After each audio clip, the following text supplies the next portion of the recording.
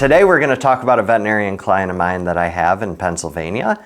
She is married and has 2 children. The big problem that she had when she came to us was actually very simple. She just didn't know. Her life was just a series of Band-Aids after Band-Aids after Band-Aids, and she had no comprehensive plan. She had no systems.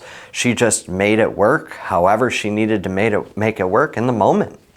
So what we did first and foremost was we wrote a comprehensive financial plan. We organized everything so that she understood first and foremost what she even owned and what she owed.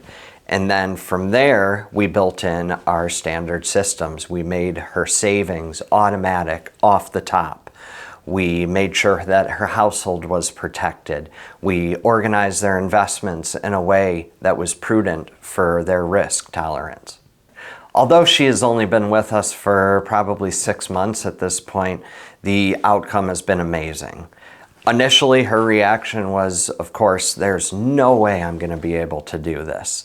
She had this excuse and that excuse and this reason and that reason.